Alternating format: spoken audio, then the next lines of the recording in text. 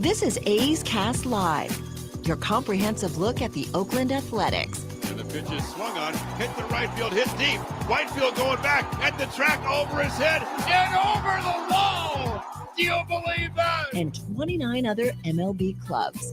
Ramirez with a drive to deep right, away back, goal! Shohei hits a bomb out there by the Rocks. And boy, oh boy, this third inning is now showtime. It is a Judgian blast. All rise. Here comes the judge. Join us as we take you inside the baseball universe, from humidors to spin rates to game-changing moments. We have you covered. Spend your afternoon with us next from the town, only on A's Cast Live. Here's Chris Townsend.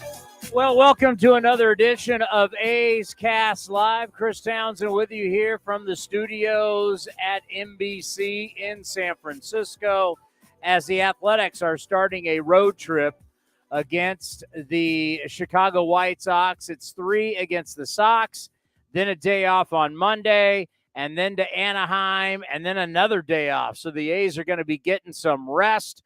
What do we got coming up here today? The great Joe Rudi is going to be here at 2:30. Of course, he's being honored as an A's Hall of Famer. He'll be here at 2:30. Mark Kotsay, the Mark Kotsay Show. It's a Friday. Will be at 3 o'clock. And then today, over on NBC Sports California, I will be a part of the pre- and post-game show, A's Pregame Live and A's Postgame Live. And I will be doing it today with another A's Hall of Famer, the great Dave Stewart. He's going to join us right here.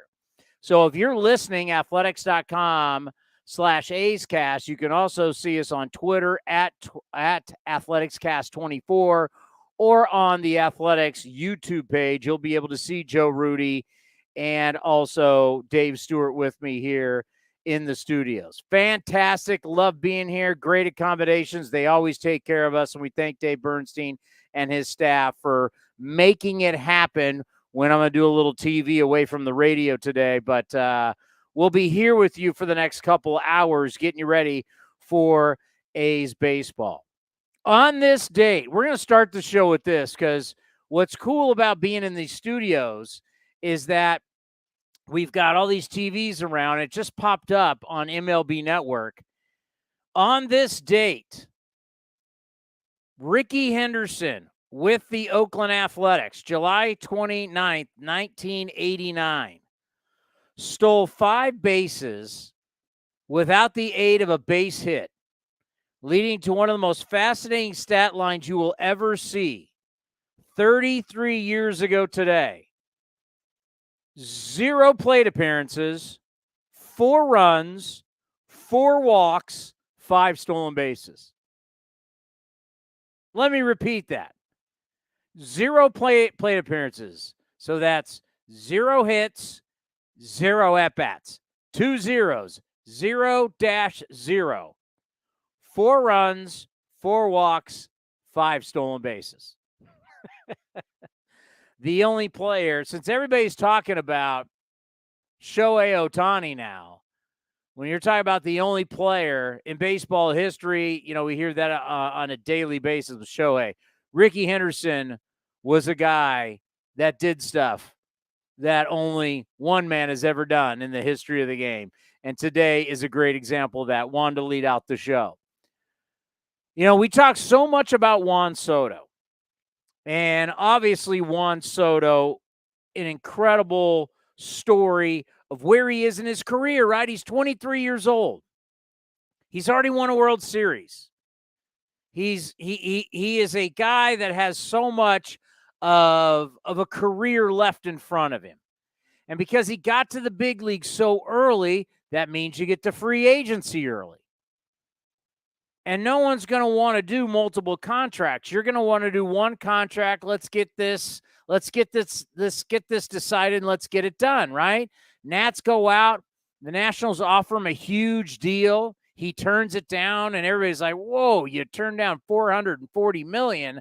I don't care how many years it's for, whether you talk 10 years, 8 years, whatever it is. I mean, you're talking over $400 million Guaranteed. We're now seeing with Mike Trout has a back problem. He's got whatever's left on the deal, but it's $435 million. He's getting every penny of that. Now, the Angels is something, if the back continues to get bad, hopefully it doesn't. I mean, he's one of the great talents of all time. These contracts are insured, okay? So don't feel bad for these teams. Contracts are insured. But Trout's getting his money. Whether it's 10 years, I mean, everybody gets so worried about what's the annual, what are you getting paid? What does it matter? You're getting $400+ million. This is beyond generational wealth. I mean, this is wealth of athletes we couldn't even ever imagine. I still remember when Nolan Ryan was the first $1 million a year guy. I remember in the late 80s, early 90s where guys, he got $3 million a year. He got $4 million in a year. We were flipping out then. You're now talking guaranteed money of over $400. We were just tripping out when it was $300 million. You're going to give Mookie Betts what? Fernando Tatis Jr. what? By the way, how's that Fernando Tatis Jr. contract looking so far? I mean, crazy, right? Crazy. And now we're talking $500 million. Well, news is coming out that you're going to see the Nats go one last try at it. Good for them. They're going to give one last try. I don't know if it's more money, less years, more money. I don't know what they're going to offer. We'll get the rumor, and we'll see whether Juan Soto takes it or not. But he's been bumped off the front page.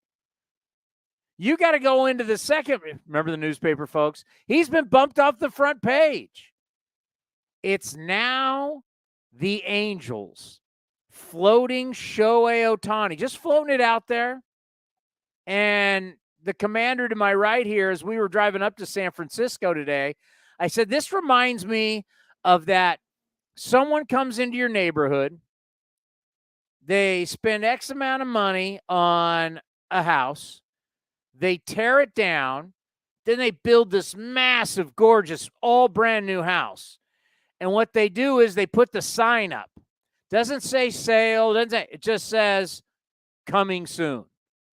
Right? It's right there on the lawn. You walk by it. Everybody walks their dog by it. And all of a sudden they put this big monster house behind me is coming soon. Doesn't say when. Just says coming soon. And then what happens? Well, the machine starts get going, right?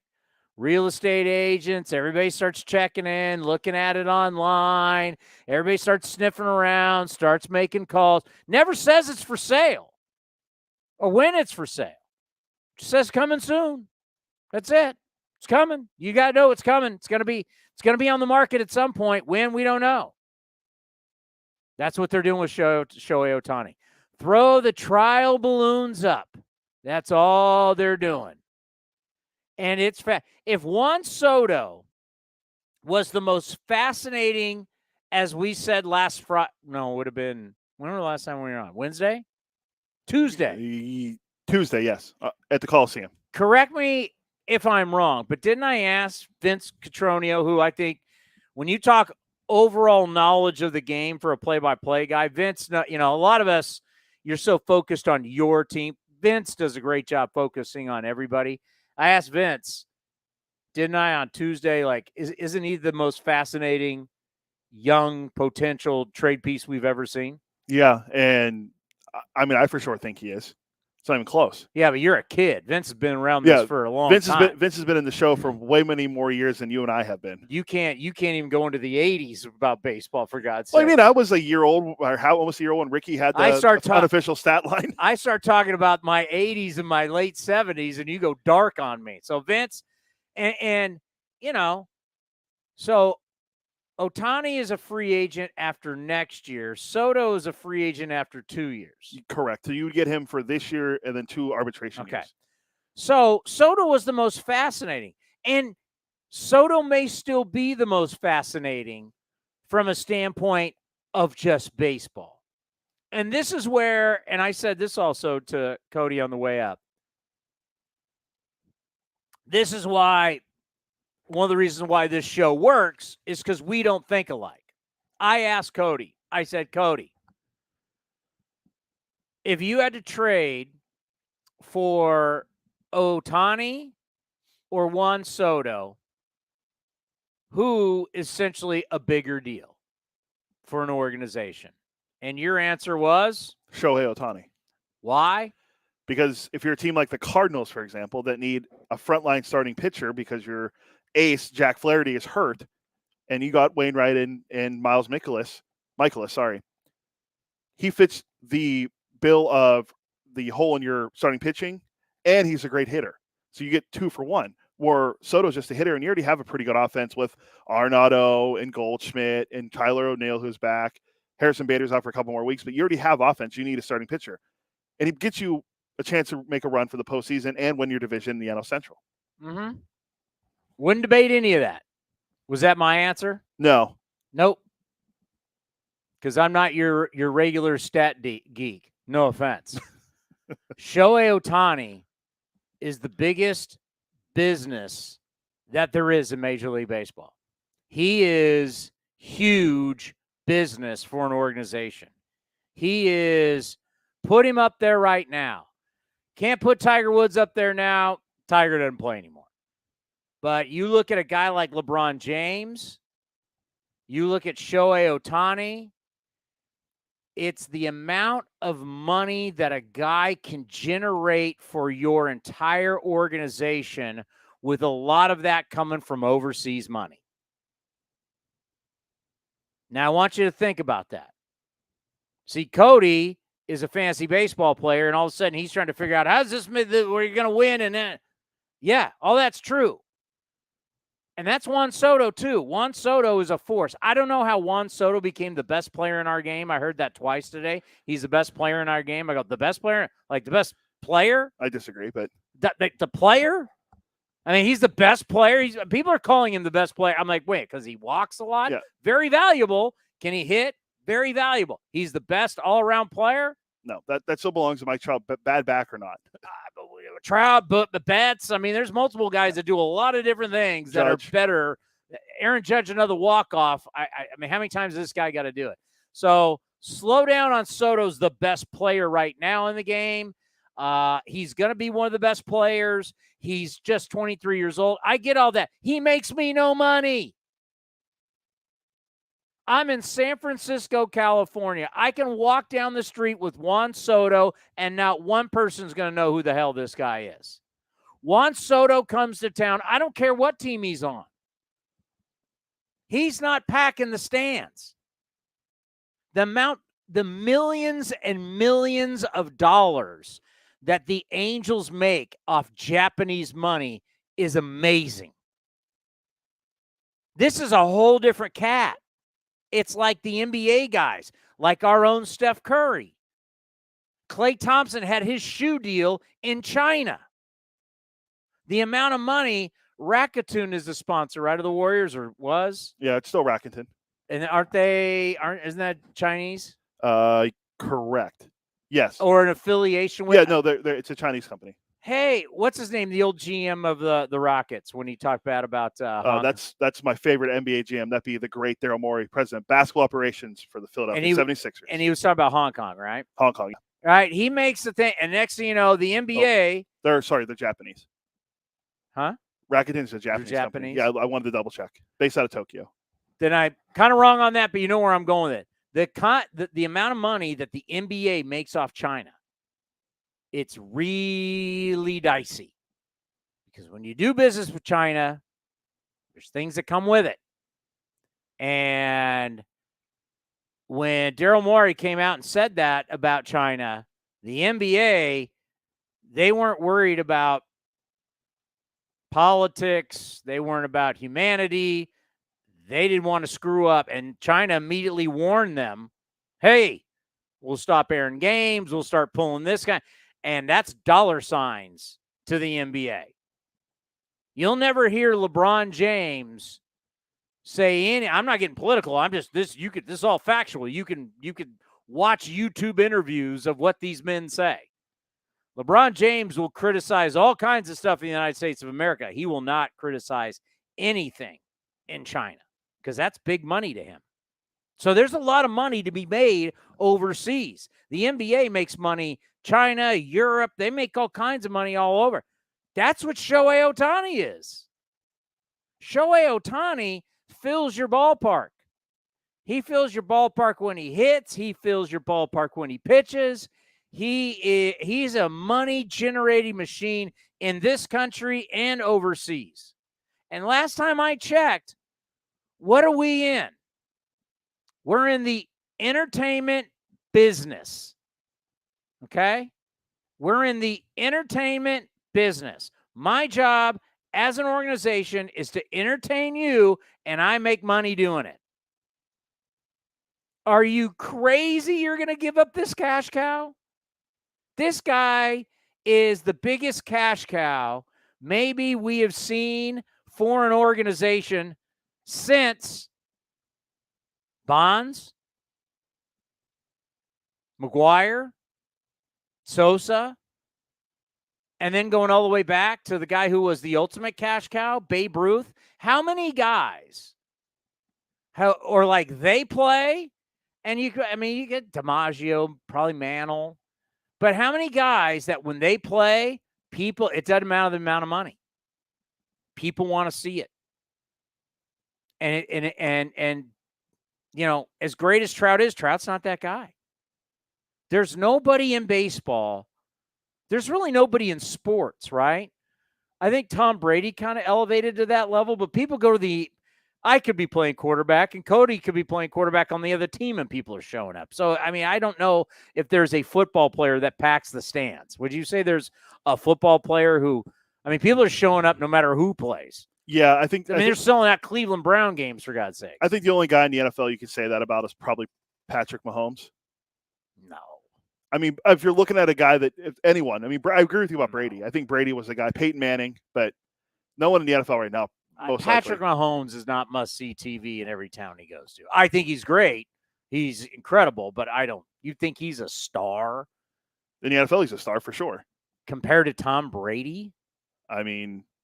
People who don't watch football know who Tom Brady is. Yeah. I think once Brady's gone, I think they'll push more Mahomes than ever before. Patrick Mahomes is not hosted Saturday Night Live. No, Peyton Manning has. Peyton Manning and Tom Brady. You got to get when we're talking. LeBron James is a star.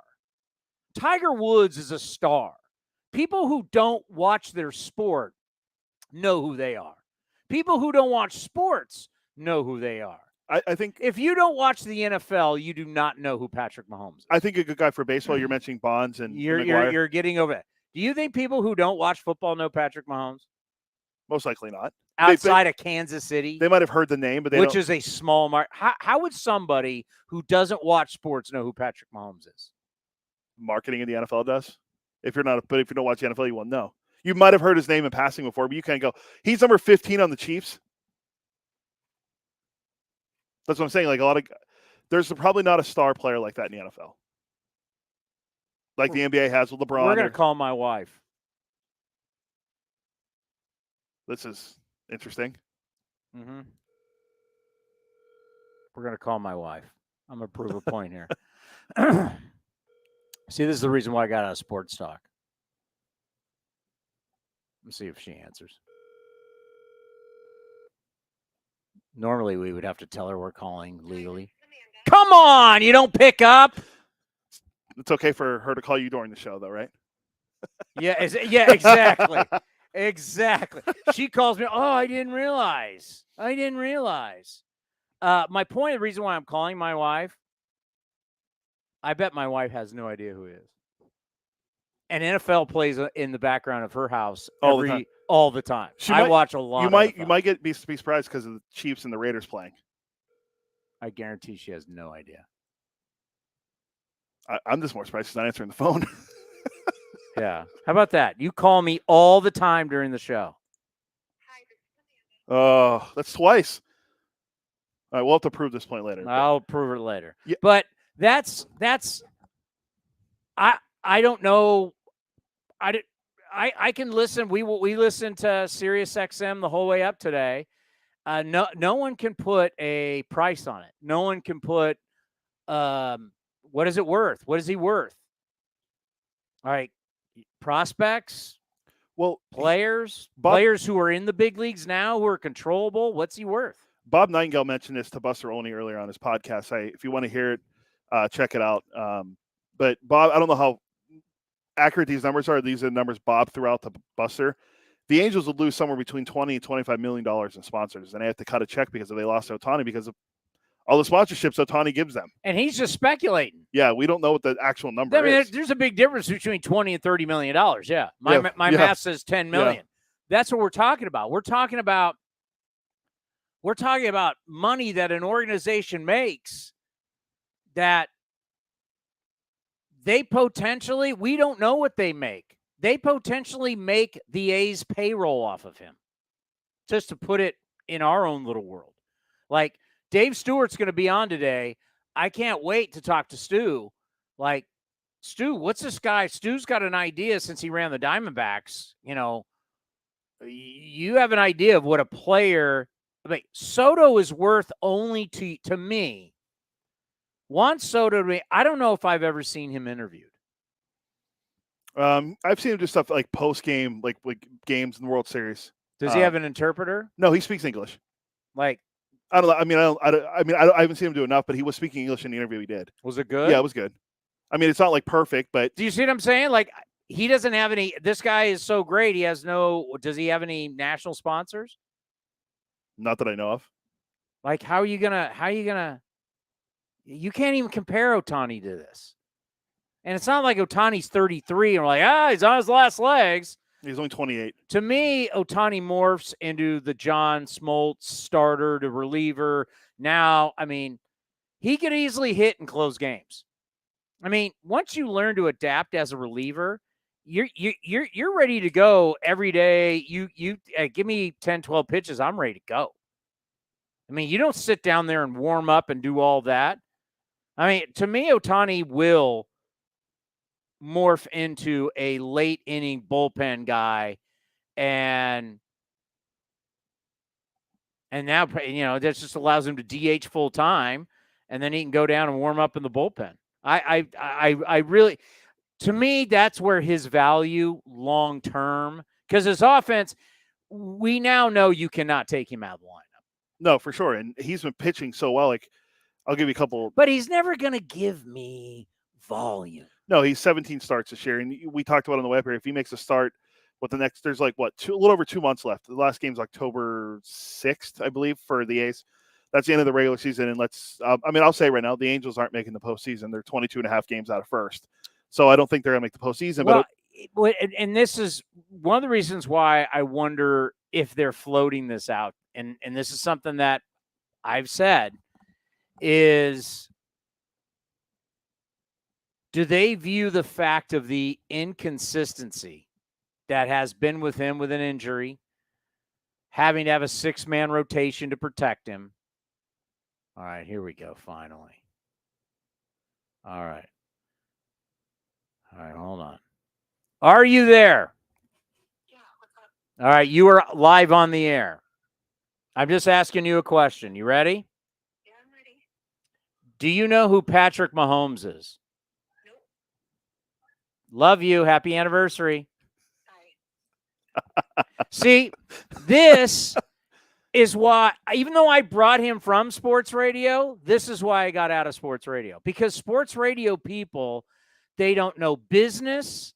They don't understand the real world. Their lens is sports. Like, when you talk to a sports radio person, they'll go, hey, did you hear on the show today? Sports radio people really think that everybody in the Bay Area is listening to their show. I know everybody was never listening to my show because I see ratings. I understand ratings. See, sports radio people, they don't even understand the ratings that they're judged by. They don't understand business. They're just, here's a great example. This guy just tried to sell you Patrick Mahomes was an everyday star.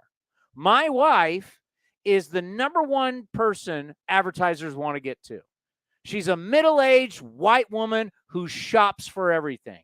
She shops for groceries. She shops for all the household stuff. She's the number one buyer. People like her buy more products.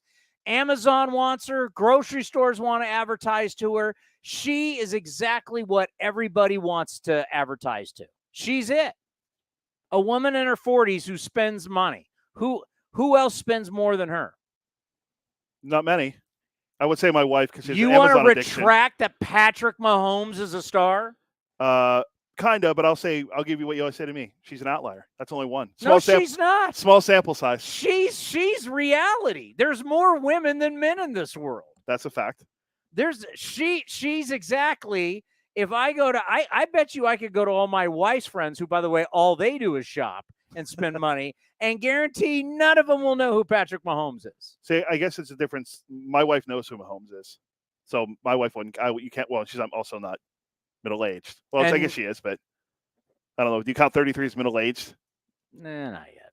Yeah, we're not there yet. We're getting there.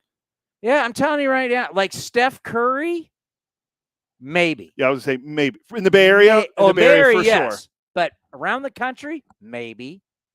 Like Michael Jordan, you to be on this level of human being, like everybody in Japan knows who Shohei Ohtani is. Oh, 100%. It's a full country behind him. Yeah, just like Ichiro. Yeah, I mean, it's. I saw Ichiro's last game. I've seen the power of one man in a country. Yeah, Patrick Mahomes ain't there. Do you think Derek Jeter, everyone would know? I'm saying this because the captain's airing on ESPN has actually been very good. It's so good they had Michael Jordan on it last night. Okay, put it this way. Derek Jeter, because of his lifestyle,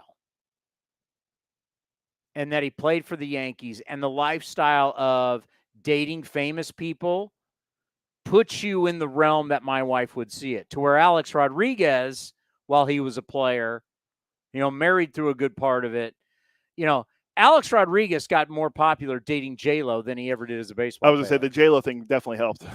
Now, do you see my point about life? Yeah. You can't look at it. You can't look at life. And I know I'm getting off on a total tangent here, but you can't judge life through sports guys. Sports guys watch sport. We're sitting here watching MLB Network, right? We have no life. See, but I understand the business. J-Lo made A-Rod. Even though A-Rod's made over $300 million in his career, he's Twice. rich. He's like, he's. I think how much does you think he's made? Well, his first. You got to remember taxes and everything. Well, let's say his first contract was $252, and the next one was $275. So there's already. Well, he lost like 30 something of that. Yeah, more than 30. I would say he made at least $450. And to baseball people, yeah, A-Rod's a big deal. Wasn't until my kids wouldn't know who A-Rod is until he started dating J-Lo. Yeah. That's when you get into real celebrity. Maybe that's the way to put it. Not star, celebrity. Everybody knows who Michael Jordan is. You could never watch one basketball game in the United States of America and people know who Michael Jordan is. According to Baseball Reference, $441 million for A-Rod. Tiger Woods. Tiger Woods is somebody everybody knows, even though you've never watched golf. Yeah, I think anymore. Worldwide. Tiger's worldwide. Yeah, Tiger more is what's happened off the course than on, but you're going to know who he is. Tiger was a worldwide phenomenon, and his commercials ran.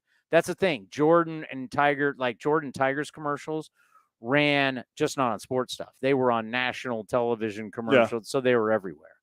And that's what. So it's like, who would you rather have? Would you rather have Juan Soto or Shohei Ohtani? Not based on what they've done, because that's one thing that I think the biggest mistake that MLB Network was making last night when they were putting up, this is what Ohtani's done since the start of 2021. That's great. But I'm getting him now and for the future, right? Whatever Soto's done, doesn't matter. I'm getting him for the future. What am I going to be paying for once he's my employee? I don't care what he did as your employee, right? Would you care what someone did for somebody? I care about what I'm going to pay him now. Yeah, I want my return on investment from you when you're with me, not with my ROI. See, I know business. Well, you learned it here. Where are you going with that? Who would you rather have? Well, I told you, I'd still rather have Ohtani because if you add in the baseball acumen and what he can do on the diamond, it's what he can do off generating money for you, sponsorships, revenue. streaming numbers. What if Juan Soto? What am I going to say here? Juan Soto, he's 23.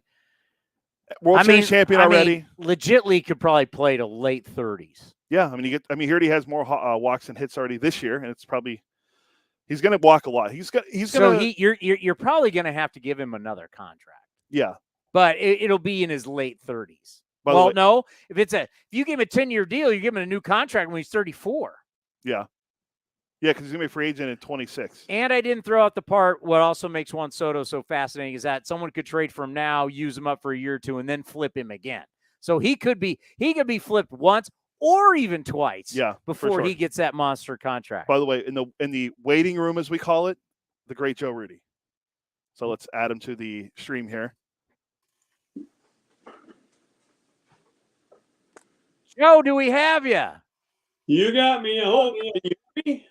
Yeah, we see you. Welcome back to A's Cast Live. How are you? I'm still kicking on the right side of the grass. There's no doubt about it. And you know what? One of the things I always love about doing these videos is I love always seeing the hardware behind guys like yourself. You got the World Series trophy. You got the gold gloves. That is awesome. Thank you. Well, very, very blessed life. Let's put it that way. So what's it going to mean to you to go into the A's Hall of Fame? I was flabbergasted when they contacted me about that. Dave called me and told me that they had voted that in, and I was, I knew they had just started. There's a whole lot of great players that were, I thought, way ahead of me. I'm not so sure about that because, when you talk about those 3 straight World Series titles, you talk about that run of the group, 72, 3, 4, 5, that when you guys not only won World Series, but we're going to the playoffs, 71. They talk about you as such a glue. And our guy, Ray Fosse, used to talk all the time about what you meant to the lineup, what you meant defensively. Is this kind of the icing on the cake for you with your career? Absolutely. This is amazing, really.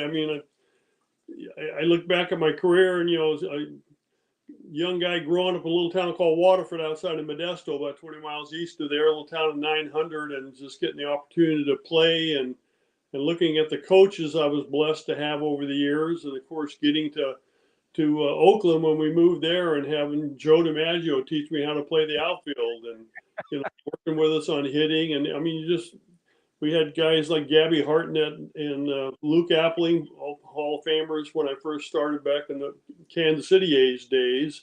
They were coaches on the team. And, there was no trying. You had to get the job done. You got a guy in second base, nobody out. You better get him to third. There's no excuses that you tried. If you can't do it, you better bunt. So, it was just we were brought up the right way, I would call it. When Joe D was your coach, and I know, hey, you're a professional athlete, but was there ever a time where you're like, wow, Joe DiMaggio in all white and the white cleats, what was that like for you, Joe D being your coach? Well, going to spring training the first time when he was there at 68 and stuff, I was scared to talk to him. I'm 21 years old, and all of a sudden, they put me out in the outfield with him. I was afraid to ask a question or say anything, but he was such a super nice guy, and he just put me such relaxed thing, and how he was teaching me footwork and how to anticipate things, where to have eye shift to the hitter to look for the ball coming your way, and how to get a jump on the ball. It was nonstop, graduate university type stuff that I never even heard of before.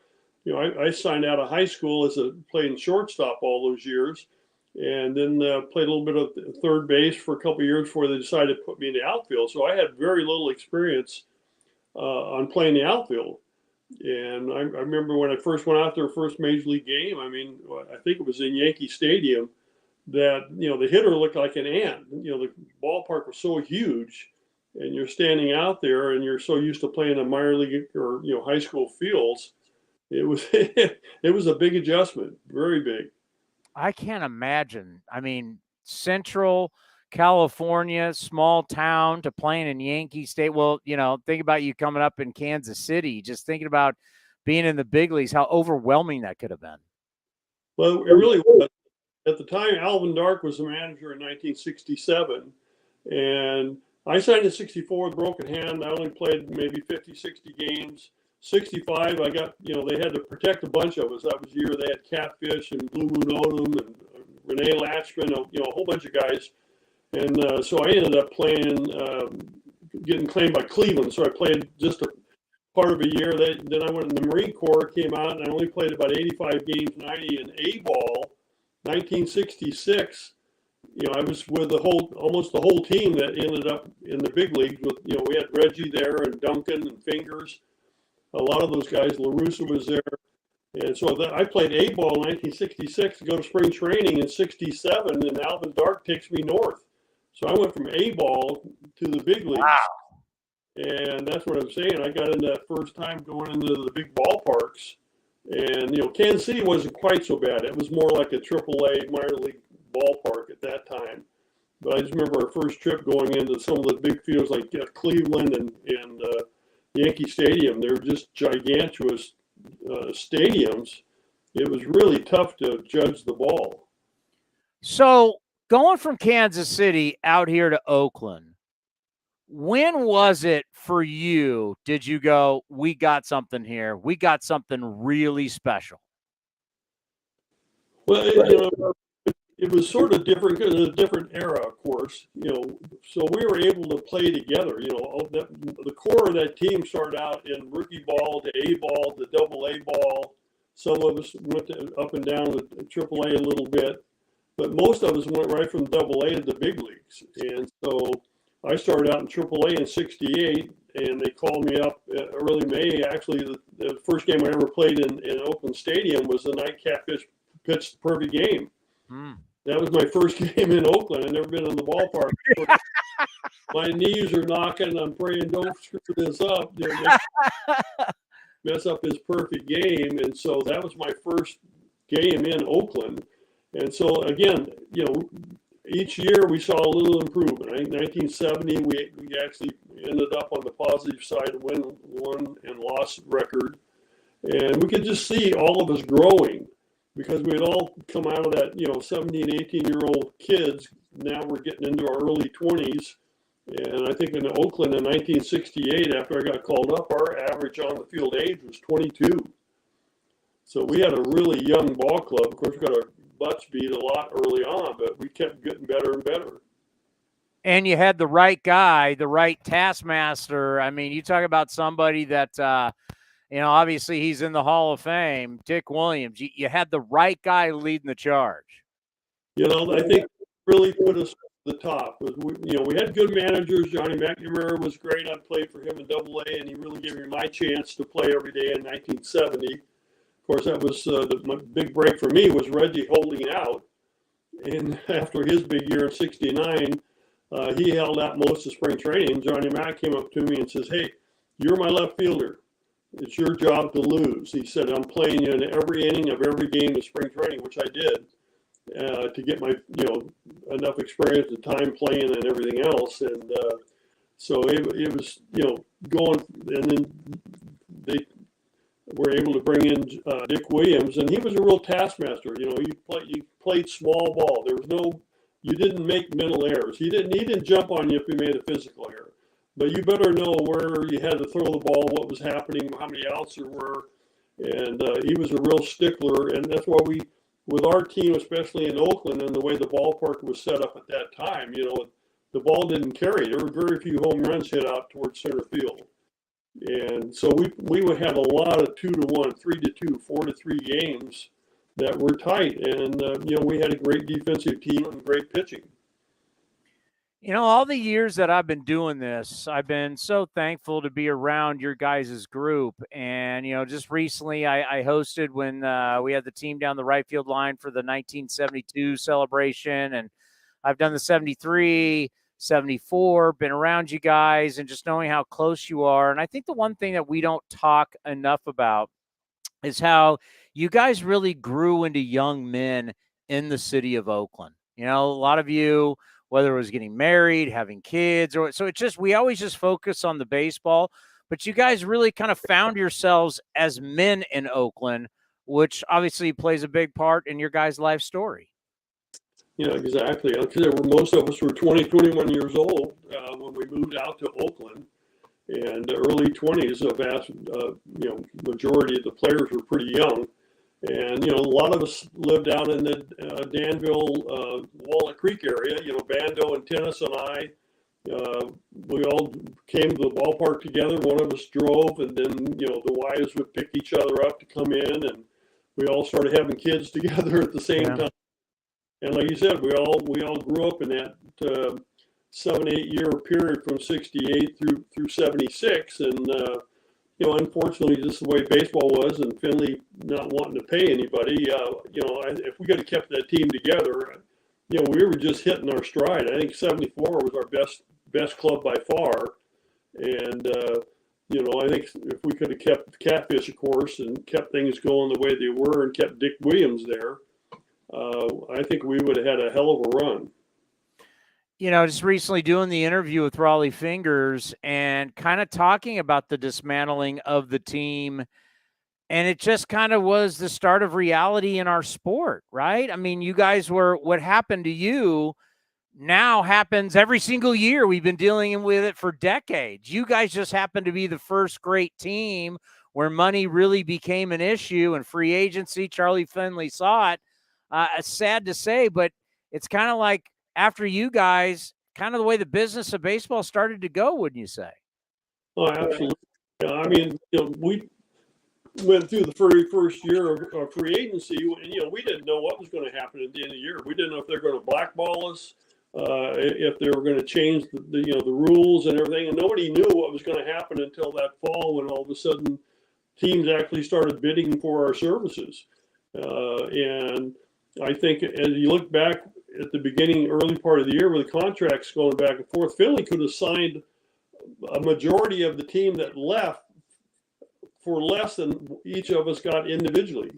We were asking for a 3-year contract at $400,000 total, 133 a year or something like that. And you look at a lot of us were in it, able to get quite a bit more than that in the free agency thing. But, Catfish really set that up when he got declared a free agent, with the career that he'd had up to that point, the 20 game, it was Cy Young one winner in 74, and he goes from making maybe 100,000 if he was making that to a 5-year guaranteed contract at 750,000. I think that really opened a lot of people's eyes. And of course, Messersmith and McNally went through the 75 season without signing, and then they became, the arbitrator declared a free agent, and that's how this whole thing opened up. But I really think the Catfish gave them the push to do what they did. Yeah, well, now guys are talking about, $400 million contracts. We may be in the realm of $500 million. Boy, do they owe you guys for being courageous and testing the system. When you look back, just how tough was it, though, to leave Oakland? Well, it was horrible. We cried. We grew up outside of Modesto. I actually went to high school in Modesto, Downey High there. Our families were real close.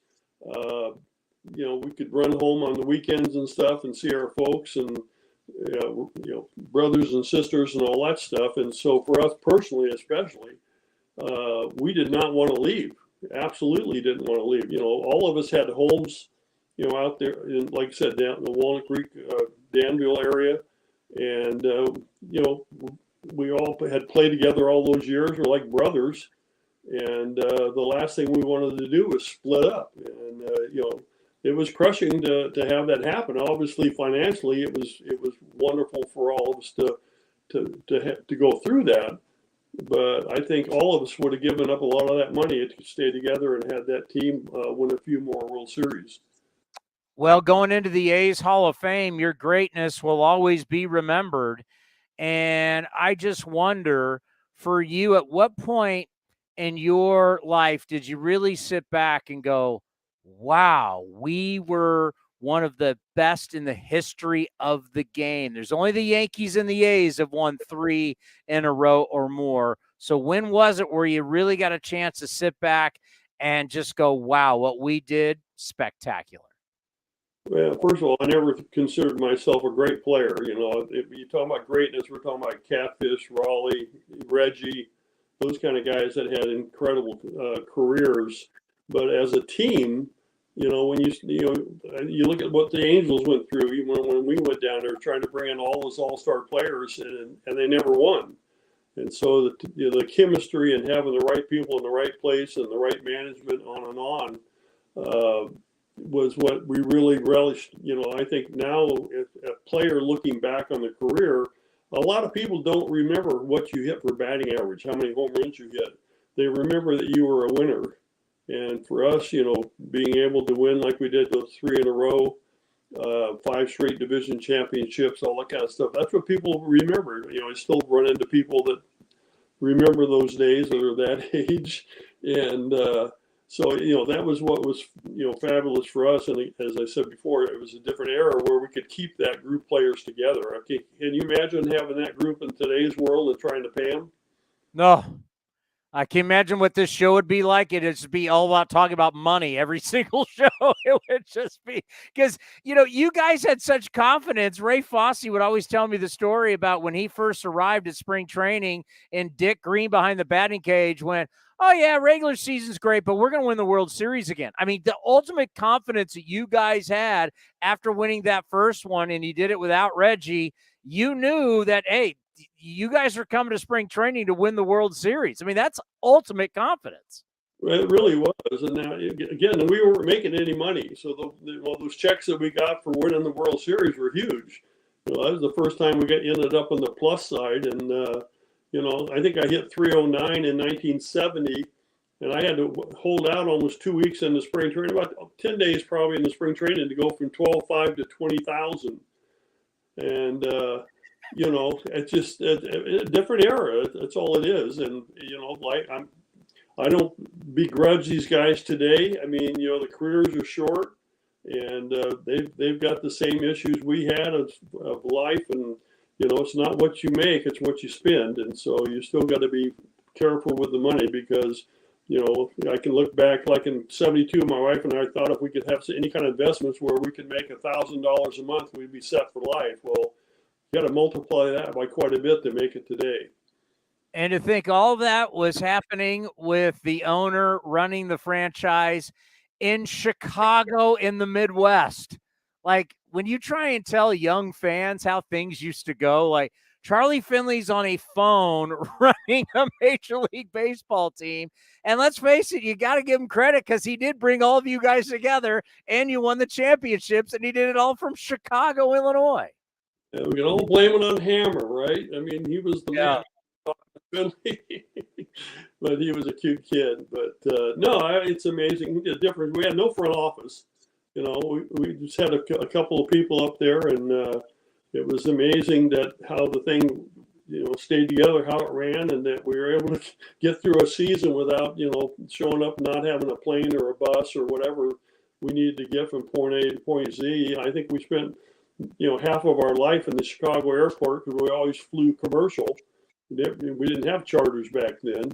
And so it was a totally different game back then than it is today. Like I said, it continues to change, and I'm happy for these guys today and how things are working out. And I think the owners, you know, they're not stupid. They're making money. No doubt about it. And it's good. Everybody's making money. And right now, the game is doing very well financially. And when I think about coming full circle, right, you know, the start of your life, you're a young man, you're winning championships, you're going to all-star games, and then now you're going to be inducted into the A's Hall of Fame, rightfully so. You're one of the great A's of all time. What do you think it's going to be like when you get up in front of that crowd and you give the speech? I just hope I don't start crying because it's going to be an emotional thing when I look back at, you know, what we went through, you know, getting there and the team together and stuff. And it still breaks my heart to look back and have that team, you know, dismantled the way it was because it was a long trip getting to that point and, you know, growing up and becoming confident players. And it's like I said, it's the cherry on top of the cake. You know, and let's end on this because it's something that I'm going to ask Dave Stewart too, because when you give that speech, it's going to be in the same stadium you played on. A lot of times now when guys give speeches, it's in a brand new stadium. The stadium you won in, where all your memories happened, is now gone. You're going to step out on that field, and unfortunately, you lost. As you said, these guys are brothers. You've lost a few, including our dear friend Ray Fosse. What is that, you think, going to mean, just not emotions, just for you when you walk out there, that it's going to still be on that field where you made that greatness happen? You're not at some new ballpark. Yeah, it's amazing that, time passes, that, the Coliseum is the oldest stadium in baseball now, when it was brand new when we first moved into it. But I've thought about many times, I wish that the players of today could have played ball back in that era that we played in that ballpark, with the coastal fog coming through the lights at night, and balls hit the left field. Ground balls were spinning water off the ball.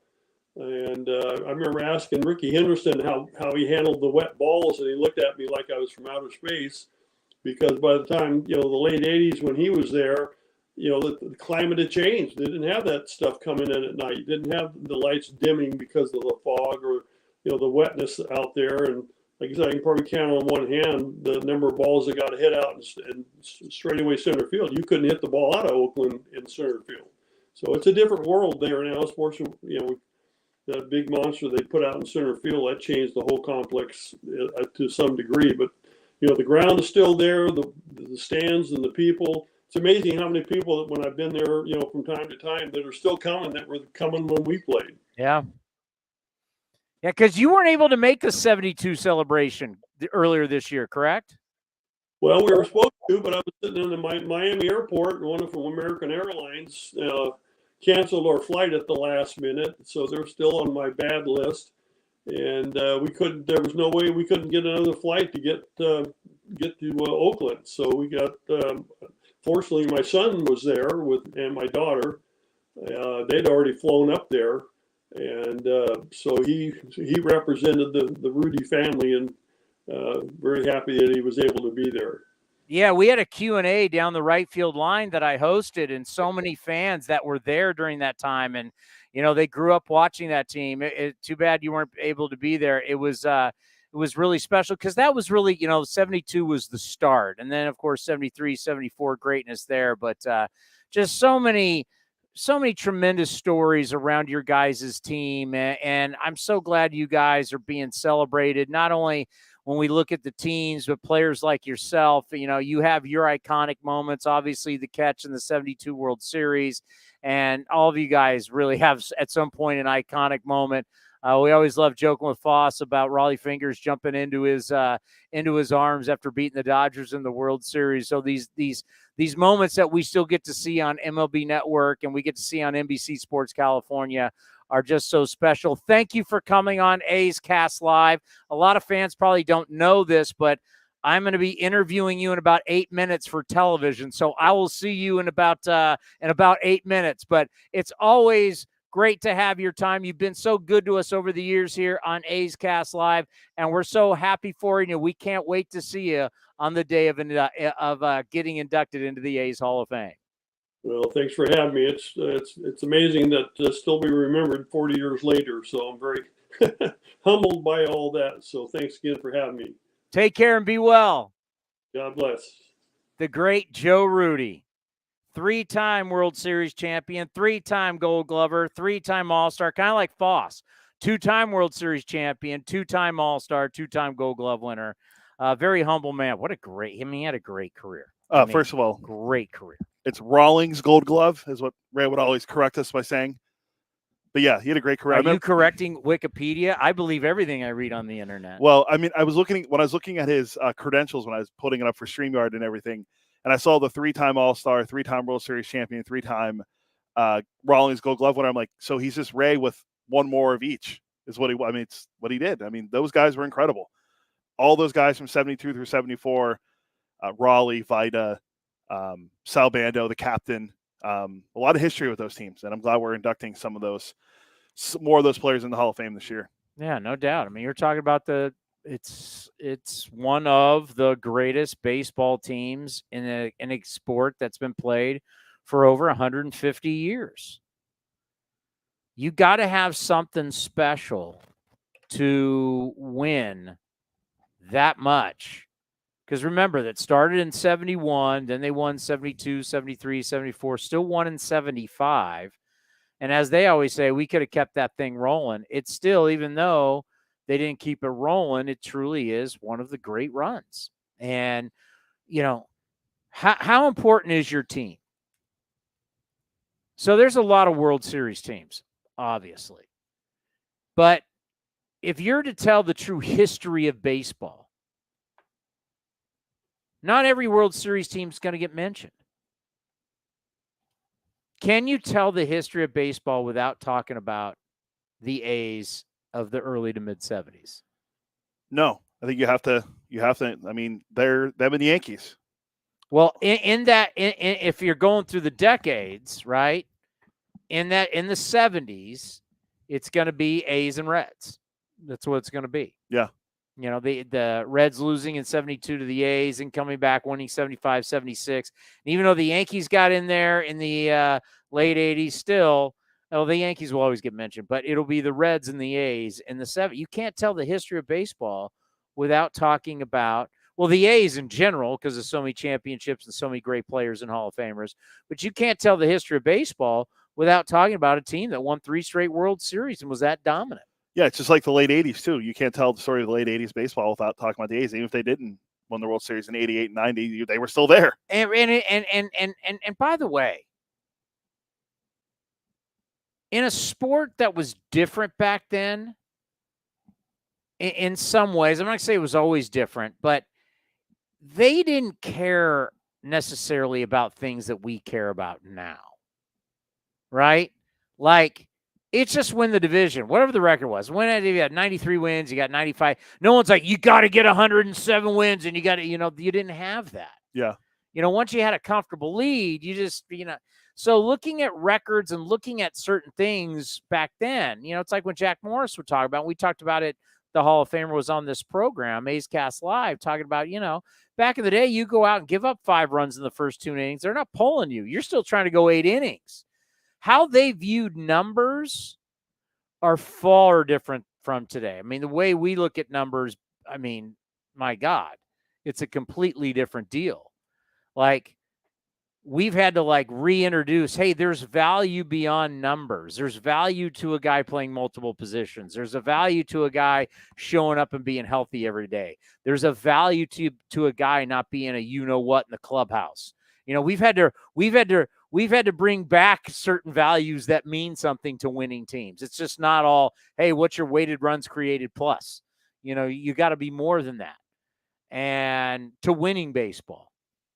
And those guys wasn't always about numbers. Those guys sacrificed numbers to win games. Guys don't want to sacrifice anything today. Why? Because numbers mean cash. Numbers mean money. It's just a reality. Joe Rudi, career 112 OPS plus. Baseball Reference doesn't have weighted runs created plus on here, so I can't help you with that. But you're right. It was completely different back then. I mean, the save wasn't really even a big statistic back then. No. And Reggie dropped the best line ever. When you knew Raleigh was coming in the game, you grab your hat and coat and go home because you knew the game was over. Knew the game was over. All right, coming up next, we'll talk to the skipper. It's a Friday. Mark Kotsay will join us right here on A's Cast Live. The Coliseum has gone by many names, but none better than the Last Dive Bar. Hi, everyone. Ken Korak here, and my friends at Last Dive Bar are helping us celebrate our longtime home. Last Dive Bar has the most unique merchandise for all Oakland baseball fans. T-shirts, sweatshirts, the Ray Fosse line, and my personal favorite, the lights have taken full effect. Visit their website at lastdivebar.com or follow them on social media at Last Dive Bar. All proceeds are invested back into the A's Community Fund and their affiliated charities. Go to lastdivebar.com. That's lastdivebar.com. Some things just go together. Peanut butter and jelly, cookies and milk, Oakland and Kaiser Permanente. If that last one caught you off guard, it shouldn't, because Kaiser Permanente has been helping keep Oakland healthy since our very beginning. And as the official healthcare partner of the Oakland A's, that won't be changing anytime soon. Whatever you may need, you can trust Kaiser Permanente to help keep you feeling your best. Kaiser Permanente. Thrive. Visit kp.org today. Coming in at 5'3", it's #1 mom, She switched to Xfinity and got the all-new 3-for-1 bundle. Unlimited internet, streaming, and Xfinity Mobile. All for what you could pay wireless companies for just one 5G unlimited line. Boom shakalaka! Go to Xfinity.com/3-for-1, call 1-800-XFINITY, or visit an Xfinity store today. Limited time offer, restrictions apply. Xfinity Mobile requires post-pay Xfinity internet. After 24 months, regular rates apply to all services and devices. This is Chris Townsend for the Chicken Pie Shop of Walnut Creek. Great news! Our indoor dining is back, along with our beautiful patio dining. Come taste our world-famous chicken pie that has been served in Southern California for 83 years. The Chicken Pie Shop of Walnut Creek has one of the most dynamic menus, plus a full bar. Pot pies, gourmet burgers, sandwiches, salads, flatbreads, and more. Don't forget, we still do takeout and delivery. For all the information, go to chickenpieshopwc.com. That's chickenpieshopwc.com. Humanity has accomplished a whole lot so far. We created penicillin, the automobile, and the internet, not to mention drones, duct tape, and the hot dog. It's all thanks to the power of human connections. And Ring Central's here to make that even easier, more seamlessly and securely, on a platform built to grow your business. Say hello to a whole new way to say hello. Visit ringcentral.com and say hello to possibilities. Ring Central. Message, video, phone, together. Unlock offers and receive exclusive in-game features by downloading the MLB Ballpark app for iPhone and Android today. Plus, get the latest information on game times, schedules, and more. The A's are back, and you won't want to miss this epic matchup. The A's host the Giants in the Bay Bridge Series, presented by Gilead Sciences at the Coliseum August 6th and 7th. 3-2 runner goes, swing and a miss, and down goes Estrada and the Giants in the 7th. Catch some summer vibes and get your tickets to see the Athletics take on the Giants at the Coliseum. Pack your sunscreen and shades and bring your friends or family out to the ballpark for the Bay Bridge Series. Tickets are selling quickly. Get your tickets today at athletics.com/tickets. When Northern California businesses need some pop in their lineup, they call the bank rooted in the East Bay. Mechanics Bank. Since 1905, Mechanics Bank has been helping Bay Area and Northern California businesses find success and perform at the top of their game. See how they can make a difference in your business today. Call or stop by your local branch or visit mechanicsbank.com. Mechanics Bank, the official East Bay bank of the Oakland A's. Member FDIC and equal housing lender. Hey A's fans, we've got a great deal for you. Get 4 tickets and parking for all Friday night games starting at just $39. Pick from great matchups, post-game fireworks and drone shows, giveaways, and more. Outside corner, ring him up. And Eaton can't believe it. Grab the crew and head to the Coliseum with friends and family any Friday night this season. 4 tickets and parking starting at just $39 for the whole group. Tickets are available at athletics.com. That's athletics.com. If you're looking for a new mattress, Nest Bedding has you covered. Sleep on the same mattress Hall of Famer Ricky Henderson sleeps on. Nest Bedding is a national brand with family-owned prices and service. You can shop at one of their Bay Area locations, and all stores are sanitized and safe, or you can navigate their easy-to-use website, nestbedding.com. That's nestbedding.com. Green and gold fans, use the coupon code Oakland and you'll get 10% off your entire order. Nest Bedding, love where you sleep. A's Cast Live continues from the town. Here's Chris Townsend. Well, as you can see, Townie is not here. He's actually taping an interview with Dave Stewart for NBC Sports California's pregame live. They're taping with Joe Rudi, who we just had on A's Cast Live. But earlier today, Townie was able to catch up with the skipper, Mark Kotsay, ahead of the series versus the White Sox on the south side of Chicago. And it's a good conversation hearing about how he manages the trade deadline, Frankie Montas, the series versus the White Sox. So here's Townie with the A's skipper, Mark Kotsay.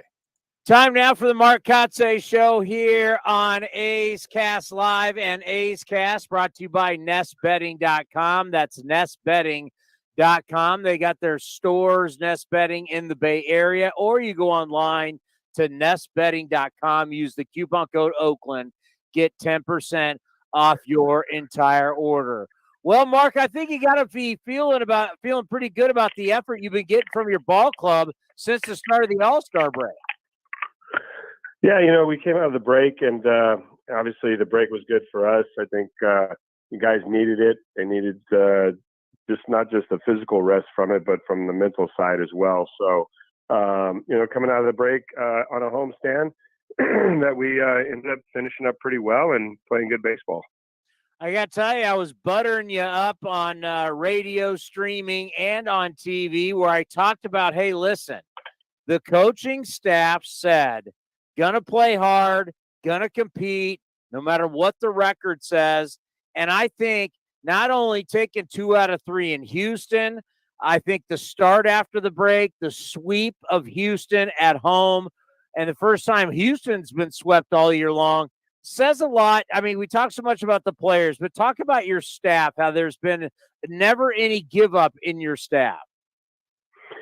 Yeah, we started out the year with that mindset, as you talk about, that we knew, as a coaching staff, we were going to have to coach and teach and be positive and bring energy. And I think all of those attributes have stuck with us and are going to continue to stay with us. We know the challenges ahead as a staff, and the preparation is always going to be there. It's always been there. This staff, most of which is held over from Bob Melvin's staff. These guys really work, and they work hard. A lot of them have been in our organization as minor league coaches. They've worked their way here to the big leagues. So they've been a part of development. They know what it takes, and they continue to show it here at the major league level. The selflessness of the staff and how we work together to get this team, to obviously go out and perform at its highest level. Is it tough to always stay positive at the big league level when there is a lot of losing? Yeah, no question. I mean, it's tough to stay positive at any level when you're losing. The fact of the matter is everyone wants to win. And but the biggest thing that we have to realize is, we have to take, even through the losses, the small victories, and make those positive. And that's where I think our staff's done a good job, highlighting plays or individuals, being just doing things correctly. And I think once, we move forward through this year, I think you'll see, just the baseball getting better. And that's our goal as this coaching staff, is just to get these guys better as fast as possible. And one of the fun things is, as we start getting into the mid-season and now we're heading towards, we can now kind of see the finish line, is you can play spoiler. Are you starting to see that your ball club is enjoying that role? Well, I think what I'm seeing with the ball club is that they're building their confidence. That we went through a tough stretch for 2 months, and it wasn't a lot of fun. And through that time frame, the biggest thing that I recognize, Townie, is that the culture inside the locker room never changed. It never got negative. And I think that's going to continue forward regardless of, the wins and losses throughout this season. And you talk about the word spoiler, for us as a ball club, we still have to have the optimism we can make a playoff run. And I know that's, really far out there, but it still exists mathematically. So from that standpoint, we want to just focus on winning every series we can, winning as many baseball games, and looking up at the end of the year, and finding out where we fall. So, for my mindset, until we're mathematically out of it, the word spoiler really doesn't exist. So definitely want to get into the offense, because the offense has absolutely been red hot, but we got to talk about the trading deadline, because this is going to air for a week. So the trading deadline will come and go while this is airing. How do you manage through this situation where all the rumors are flying? There's probably stuff out there about players that we don't even know about. What's that like, guiding the team through this? Well, the biggest thing that we have to do as a team is just stay focused on the day. I spoke a lot about that through spring training, when, we made trades that impacted our ball club, that were going to impact other players on the team. Really, we can't control what's going to happen over the next 5 days before August 2nd falls. And that's really my message. It's been my message the whole year. You are where you're supposed to be. And if that means you're here with us through the deadline, moving forward, you're a part of our ball club. And so really it is a distraction for players. I'm not going to sit here and tell you that they don't think about it, that they don't read it, that it's not on their plate. But my biggest job and goal is that once they walk through that locker room door, it's about the day and it's about preparing to win a game. Well, you said last time you do like to know what's going on. Some people do, some people don't. You do. I mean, obviously you're not going to talk about specific guys, but do you expect a lot of moves? At this point right now, I don't expect a lot of moves, but things can change and they can change in hours. So, right now I would say that the group is going to stay together. And that's my best guess as of Friday, August 29th. So we're still a few days away from that August 2nd date. And again, rosters can change, injuries can happen. Things of that nature obviously are out of your control. So, but at this point right now, I'm hopeful that the majority of the group stays together. I got to tell you, watching this offense just absolutely explode has been a lot of fun. How has it been for you guys in the dugout? Well, it's been great. The energy obviously is there, and the excitement of the guys just going up and performing. Some of these guys, the veteran guys, are carrying the offense with some more slug. We've seen an increase in power over the month of July, which has been great, and which has helped lead our offense to where it's at and helped us win games. Did you ever think you'd say your biggest slug guy after the All-Star break would be Tony Kemp? Well, Tony, I know, was frustrated with his first half and determined to turn his year around. And we've seen that in the first 8 games or so after the break, and it's a good sign. We've always known Tony can be that player to go out and not necessarily carry an offense, but spark an offense, and it's good to see right now. Well, one guy who's been a leader for many, many years, as much as we talk about all the players that used to be here, Chad Pender's been the leader, a big part in this franchise from the minor leagues all the way till now. What does it mean for your ball club when he starts to heat up? Yeah, it's definitely a bonus. Chad, for the most part over his, 5+ years here in the A's organization at the major league level, has been that guy that's really been the silent leader. He and the two Matts had a great relationship. A lot of people from the outside looked at both Matts as leaders of the club, but really Chad kept the silent leadership role, keeping those two in line, keeping them going in the right direction. And to have Chad at this stage of his career really stepping up and playing a lot more again against right-handers and having success, which was something of the past that he didn't get that opportunity to do. So really, I've been really happy with Chad and excited for him, for him to take advantage of these opportunities. It's a question I get on the postgame show all the time when he starts to heat up.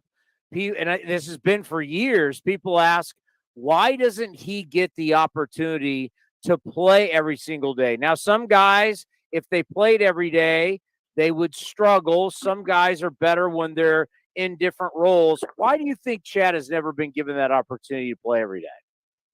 Well, some of that exists with the players that we've had, the nucleus and the group. And, again, we try to assess giving players the best opportunity for success each day to help this team win. So, from Chad's standpoint, I think there's a balance to it. Obviously, he's had some injury issues that he's dealt with in the past that we evaluate. We look at the workload.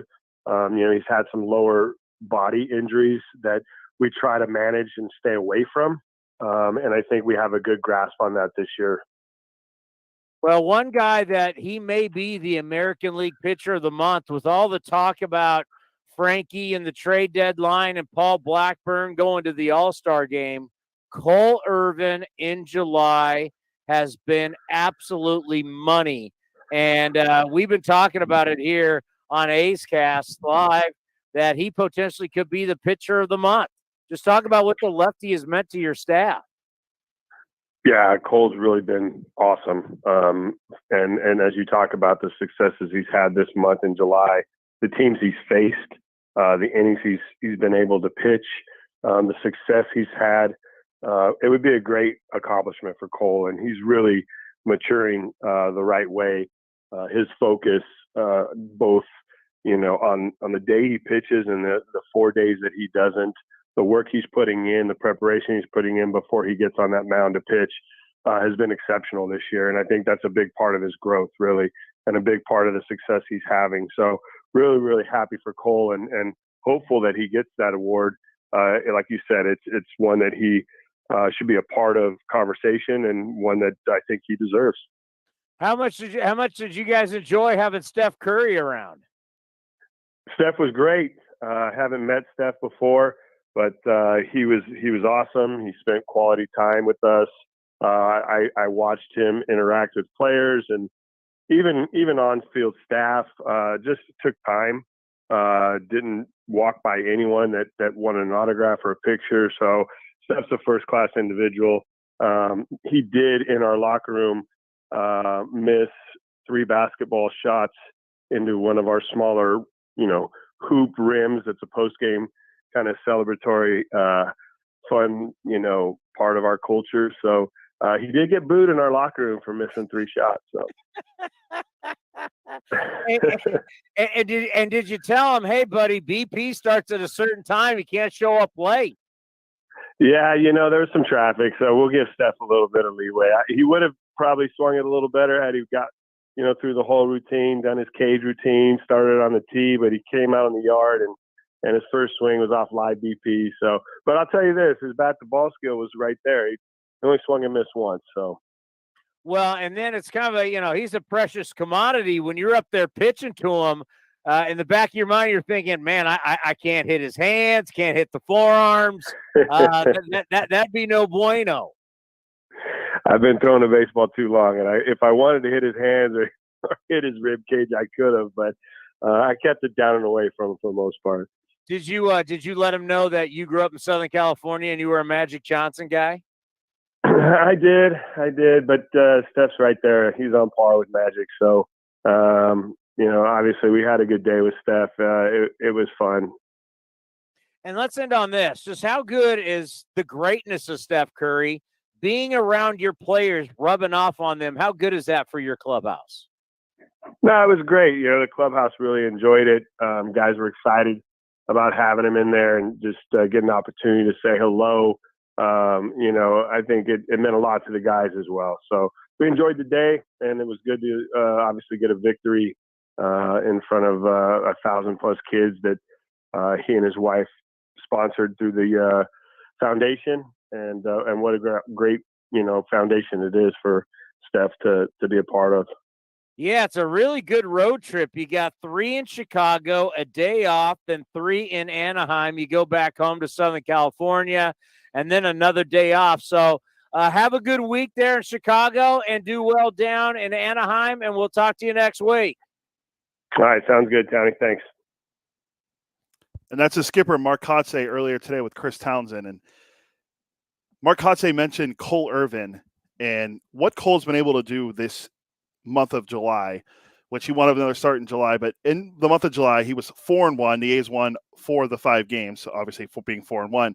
34 innings pitched, 19 hits allowed, 8 runs, 7 earned, 3 walks, 22 strikeouts, 1 home run allowed. He had a 1.85 ERA in the month of July. And if you look at his numbers pitching at home, Cole's 4-2 with a 1.73 ERA. That's the best home ERA in all of the American League and 4th lowest in all of baseball, behind only Zach Wheeler, Sandy Alcantara of the Marlins, and Tony Gonsolin, who finally lost his first game earlier this week for the Dodgers. So Cole's been having a great year, and it's got even better in July for the A's as they try to keep it going with James Caprillion on the mound today against the White Sox and Lance Lynn. The White Sox struggling a good bit on the south side for Tony La Russa. They're 3rd in the AL Central behind the Twins and the Guardians. A lot of injuries for the White Sox. We'll talk about that coming up next with James Caprillion on the mound, and Dave Stewart will join at 3:30 right here on A's Cast Live.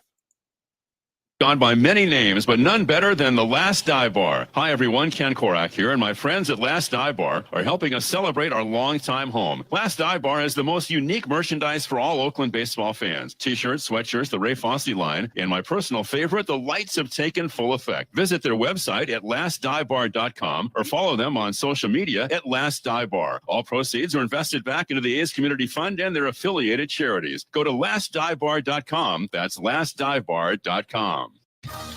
Like sports, business is about winning.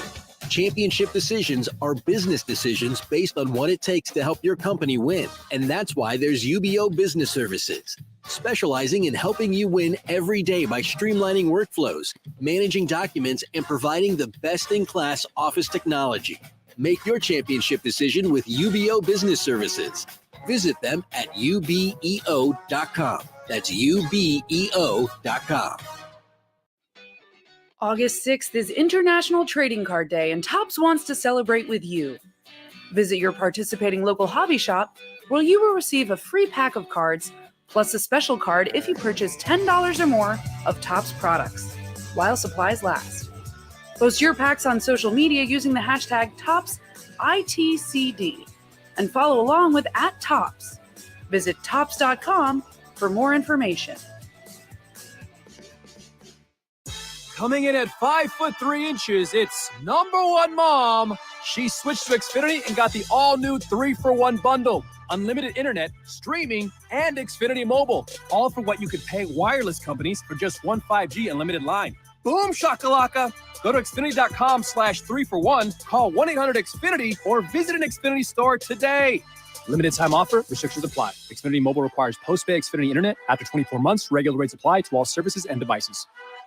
Hey, A's fans, you know that running your own business is a slugfest every day. That's why businesses have been counting on Mechanics Bank since 1905. From operating lines of credit to equipment and real estate loans, they can help build your lineup to meet today's challenges and prepare for tomorrow's opportunities. Stop by your local branch or visit mechanicsbank.com today. Mechanics Bank, the official East Bay bank of the Oakland A's. Member FDIC and equal housing lender. All loans subject to program eligibility and credit approval.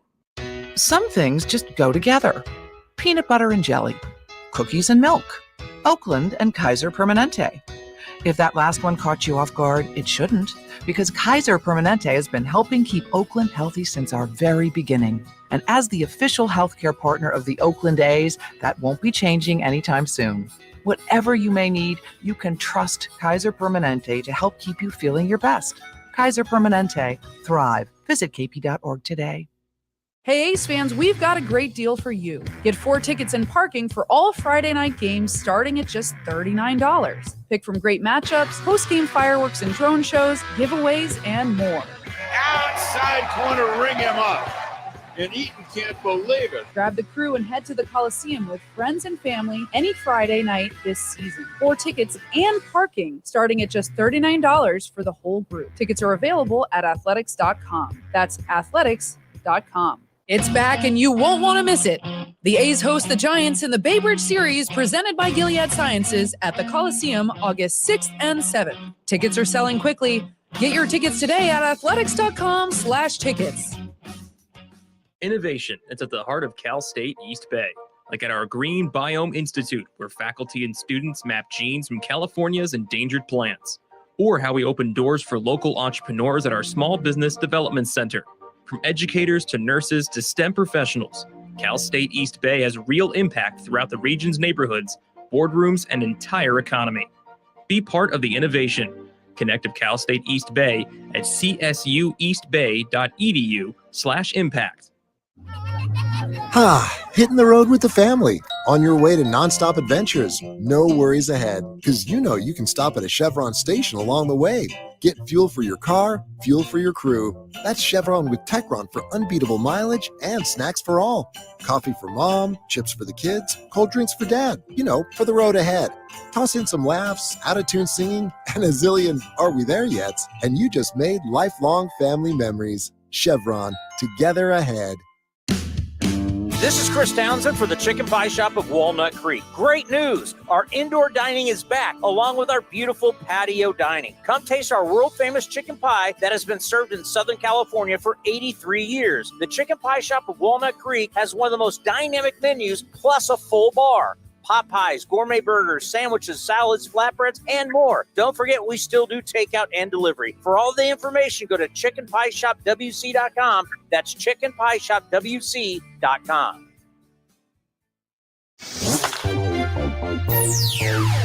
Streaming from the East Bay, A's Cast Live continues with Chris Townsend. We got MLB Network up right now in the studio here, NBC in San Francisco.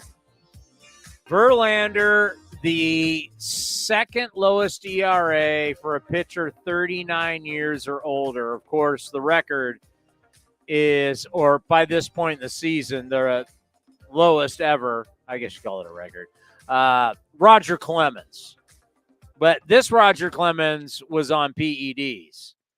Verlander, who I believe is not on PEDs because he would have been tested numerous times. He just has a new arm after getting Tommy John surgery. And to watch Justin Verlander is, at 39, scary. 99 miles an hour. You remember the last few years, Verlander had been living at 94, 95, could hump it up to 96. We hadn't seen 99 since Verlander was in the height of his career in Detroit. When Verlander was a phenom, right, coming up, and then he's just, it's what we saw in 12 and 13 in the playoffs, where Verlander could live 95, 96, then towards the end of the game, he gets in trouble, bam, he's throwing 99 miles an hour on you. Well, that kind of went away. He was still great. Really started throwing more slider than ever before because he was normally curveball, changeup, and developed this slider. And then eventually the arm gave out. That's what happens with humans. Enough wear and tear, tires went flat. But with modern technology and why Tommy John should be in the Hall of Fame. I was pointing to the wrong. Why Tommy John should be in the Hall of Fame. Great example. Tommy John surgery, Verlander's back to pitching. Because think about it. As long as his legs, hips, back, as long as all that is strong and flexible, if you get the new ulnar, you get the new ligament right around your ulnar nerve here, they take it out of where is your funny bone, that little crevice there, and they take it out. I mean, your arm, as they say, its shoulder's still strong, and now your elbow's as good as new. Why not can you come back the same guy? As long as everything else in the body is healthy. Wow. Verlander's hitting, we're just watching the highlights. He's hitting 99 again. Yeah. We hadn't seen 99. Literally, we hadn't probably seen, I'm guessing, 6-7 years. Probably. And now with the new arm at 39, and his average fastball velocity this year is at 95 at 39 years old. That's remarkable. You mentioned his slider. Opponents are hitting 193 versus it. He has 50. He has the most strikeouts of any pitch on a slider, 57. His curveball is good too. Opponents are hitting $154. So Verlander's breaking balls are great. His fastball's still there. It's always going to be there. Yeah. Now that I'm seeing this, Dave Stewart, by the way, A's Hall of Fame. We just had Joe Rudi on. I left this and did Rudi for TV, and what a nice man. I got to talk to him. Yeah. We were talking because he just came on live, so I didn't get to talk to him. So he missed we had the 72 team here that we honored them earlier this year. And Joe's son, I want to say his daughter was there. Or it was his son and his wife. I remember seeing his son for sure. His son was there for sure. He was stuck at the airport in Florida. That's why he didn't show up. Yeah. I don't remember that. I remember him not being there, but I don't remember it was because of a flight. I thought it might have been a health issue or something. No, it was a flight. It was a flight issue. It was a flight. Joe Rudi. I mean, he's in great shape. He said one of the reasons why they moved to Florida was he and his wife both play golf every day. A little humid, though, right now, he said. A little humid. I wonder if him and Bert Blyleven play golf every day. They like to the Rudis like to get up early in the morning and play. That's what they do. God bless him. He's earned that right. But I really wanted to put it out there about how these guys grew up in Oakland. Because they really did. Dave Stewart, who grew up in Oakland as a child. He'll be here in 2 minutes, he said. It's different. It's different than, these guys who came from Kansas City with the Kansas City A's. They come to Oakland, and they all grew up as young men, got married, had kids. Oakland meant so much to them. So that's definitely something I think is going to be so special for Joe Rudi as someone who went through that time. And the fact that you're still giving the speech in the same stadium, the stadium where you have all those great memories. It's not like the A's have moved out of the Coliseum, even though we all want that. He wants that. But you get to do it in the place where you made all that history. What did you tease before? You teased Cole Irvin? Oh, I talked about Cole Irvin, but I teased just the series versus the White Sox and how much better Cap's been pitching. Well, who are the White Sox? Okay. I mean, you gotta really ask yourself. 49-49, 3.5 games out of first. They were the team that everybody said that no doubt that they were going to win. The Central was a no-brainer, right? Central was a no-brainer. And now you got to ask, who are the White Sox? Who are the Boston Red Sox? Who are the San Francisco Giants? I mean, you're up against it, and when you're a 500 team, are you willing to give up assets to try and fix your team with about 60 games left, right? How many games will be left for most people as about of Tuesday? 60, yeah. By 60, it'll be probably less than 60 by Tuesday. So 58, 59, right around that? High 50s, yeah. Well, the reason why it's tough as someone who does A's games every day, we by far have played the most games. Yeah, we never have any weather issues. We never had any cancellations. So it's like every single. So in my book, in the Bible, as we like to call it, I write down which number of game, and every single time we're always 4 or 5 games ahead of anybody. So we came out of the gate, no weather issues, and we just never had any days off. So we have always been the leader in the clubhouse in games played. But with, let's just call it 60 games. What are you going to give up to try and fix yourself for a 60-game sprint?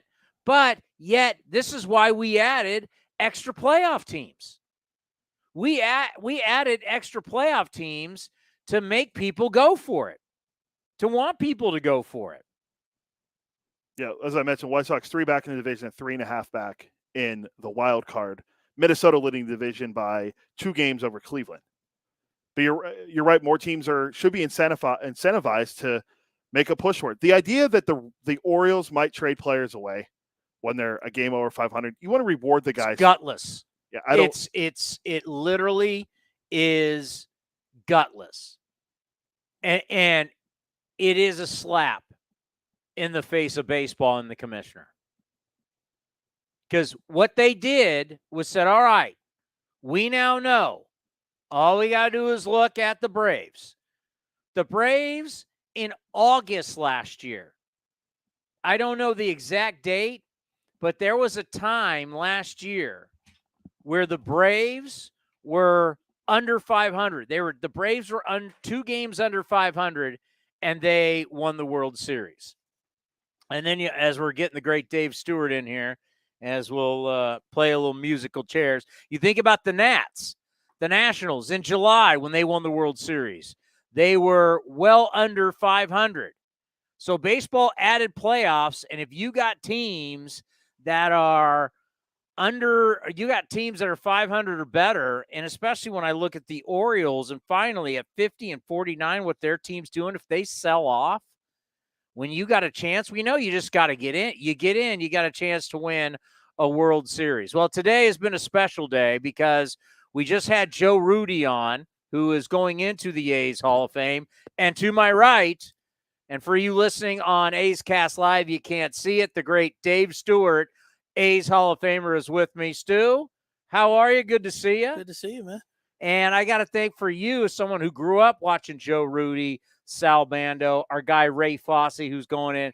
This class is probably pretty special for you as an A's Hall of Famer and to watch these guys go in. Well, it is special, and I was a huge fan of Joe Rudi. And the A's teams, we can go all the way back to 1968 when they first came here, and when they became the championship teams that they were. I mean, it brought a lot of pride to the area, and I live right down the street, so I can pretty much ride my bicycle up, and I'm here in minutes. So it was just a great time to be, in East Oakland and to be an Oakland A's fan. What did that team mean to you guys as a standpoint of putting Oakland on the map as kids? Well, first of all, it's Oakland's first baseball team. And the number of kids that grew up here in the area. I mean, we can start with Joe Morgan, and we can go to Frank Robinson, we can Veda Pinson, we can take all those names, and the newer names are Ricky Henderson and Dontrell Willis and all those guys. We're all from this area, and in 1972, 73, and 74, Oakland's first baseball team, which was a relocation from Kansas City, we were all playing in our yards, and we unfortunately or fortunately left the Giants and became A's fans, and rightfully so. When you can put together teams that repeatedly win championships, win back-to-back years, it doesn't happen often, and I don't know how many times it's happened in Major League history. Yeah, only the A's and the Yankees. There's only two organizations that have won 3 or more in a row, and it's these two organizations. And you think how long we've played baseball, that tells you a lot. What a great accomplishment this is. And for me, it's like I was born in 72, so I was alive, but I didn't get to see it. But now, having worked around the A's for so many years, I truly understand the greatness. And it's like they didn't get their due, but they're like a fine wine. As it gets older, they're aging really well, and they're finally really getting their due. As baseball history and historians are looking at this era going, hey, listen, this A's team, you can't tell the history of baseball without talking about the 80s of the early mid-70s. I mean, you have to talk about those teams. If you talk about greatness, if you talk, you talk about, the greatest teams put together, you have to talk about those teams. Reggie Jackson in the middle of them, they had tremendously good pitching staffs each and every year, and they can hit, and they brought excitement to the game. They played the game the way the game that was supposed to be played. When the Oakland A's came in town with the white shoes and the green and gold, you knew that you had your work cut out, and those guys, they just refused to be beaten. Well, one of the great things that we love having you on the program is we'll be hosting together A's pre- and post-game live, which is always fun. And as much as, when I was growing up in high school, being a pitcher, you were the man. So you were always one of those guys. I had a poster of you. You're one of those guys that from our generation, you're one of those players that we always hold in that pedestal. And then just from the A's world, and I think about your career, as a player, as a coach, as an agent, as a GM, and soon to be owner. Can't wait for all that. And that'll be huge. You basically, we always talk about the NFL Network has a football life. You've had a baseball life. And I wanted to ask you about the two guys that are so interesting right now. I want you to put your GM hat on. Is you think about, you got Juan Soto's 23. You got him if you trade for him, you can flip him at any point, but let's just say you're keeping him long term.